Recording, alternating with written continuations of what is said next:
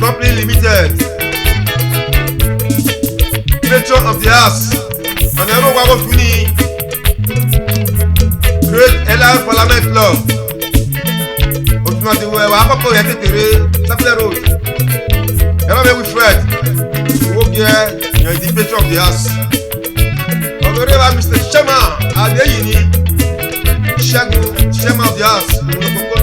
You go dey see money they use. You go dey see money they use. Mr. Victor Osayede, the black chairman of the club. You go dey see money they use. Ọmọ gà gbèsè o. Ọ̀yẹ̀ mi ṣe rí bí ọ̀yẹ̀. Ọmọ gà gbèsè. Ọ̀yẹ̀ mi ṣẹgbẹ́ náà kéré. Ọ̀yẹ̀ lẹ́sẹ̀ o. Ọ̀yẹ̀ mi ṣẹ́dọ̀gbọ́n náà yíké. Ọ̀yẹ̀ mi gbé mẹ́sẹ̀ mẹ́ o. Wíwẹ́ ti náà rí ìdúró bẹ́ẹ̀.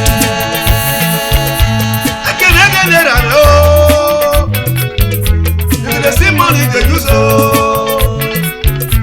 Ayé lẹ́rìí wẹ̀dọ̀, mẹ́wẹ́rẹ́ mẹ́wẹ́dọ̀, mẹ́wíyé mẹ́wẹ́dọ̀. Sẹ́yọ̀rọ̀ àbíyás.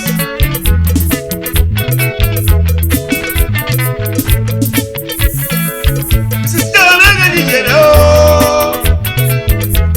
Àníyàn mẹ́rin ni yẹ̀rẹ̀ o. Àjàjà sẹ́kẹ̀tì, mẹ́wẹ́rẹ́ mẹ́wẹ́dọ̀. Mẹ́wíyé mẹ́wẹ́dọ̀. Orun parí èmi ò lè rí ẹ̀. Ẹ̀yọ́ ni yíwọ́n lè pọ́n mi ẹ̀jìn ní àátú àgbo. Àwọn tá a mọ̀ lè wọ́n lè pọ́n mi wípé ẹni kó mi àwọn bàbá owó ẹsẹ̀ pọ̀ tó mú náà òbí ẹ̀ wọ́n mẹ́kún àyèyé owó ẹsẹ̀ bàbá. Ìyá rẹ̀ wọ́n lè pọ́n mi kí ìyẹn mẹ́yà fẹ́ ní gbọ́gbọ́ mi nà mọ́. The Enoke of my community. le nyekuena. Ena be no. Awu yi wa ripon ke pa Johnson Timothy. Igbogye. Ojo gbe of my community. Eje ni le le ra me o. Oyo sada lo no ki. My community. Osa yemere buwado. Omo ga pese. Onye me se bibio e. Omo ga pese. Onye me se gbe no kere. Omo ga pese. Onye me se gbe no nyike. Onye me gbe me se me o. We Freddy no we kuoke. Ela de wale come here. Pa era uji. For of my community.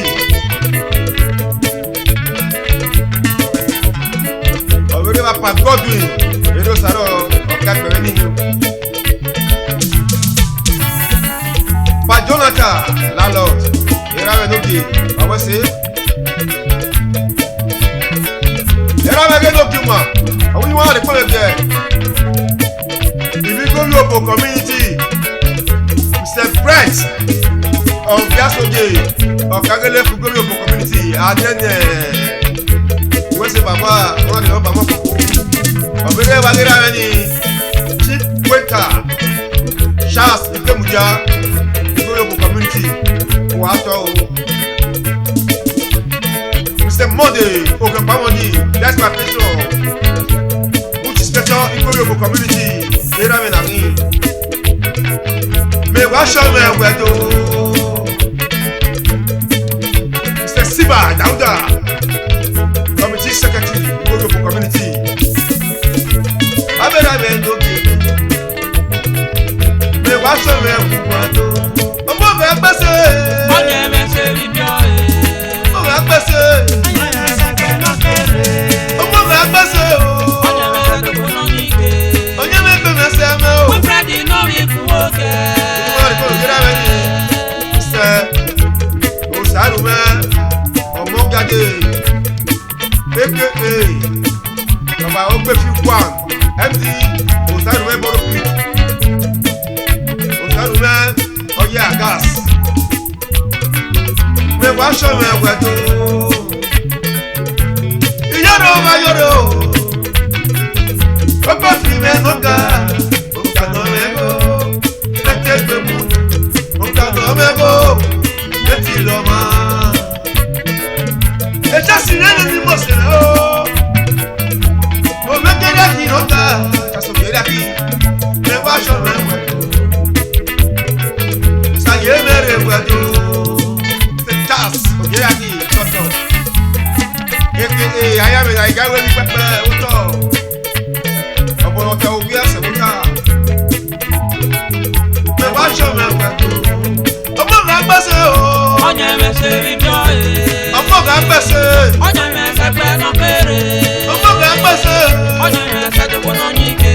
Onye me gbe me se me o. We Freddy no we kuoke. Eyi wa le po di ye le. Madame Bosse, Orieze Tinogbe. Orieze Nuselu, iye bo wa of universe. Iye me no na ya chonoga. Omo ga pese o. Onye me se bibio e. Omo ga pese. Onye me se gbe no kere. Onye me se. Onye me se gbe no nyike. Onye me gbe me se me o. We Freddy no we kuoke. You will not come again. The lucky Minosa. You're the number one. UK. Saye mere wedo. Me washo me wedo. Yes, you come on the again. A very one of Shagalation. No guy. You see me in the baddest music.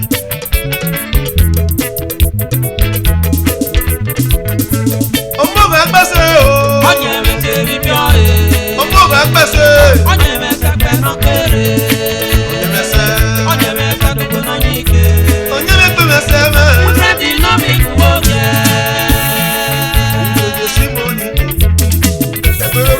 You go dey see money dey you.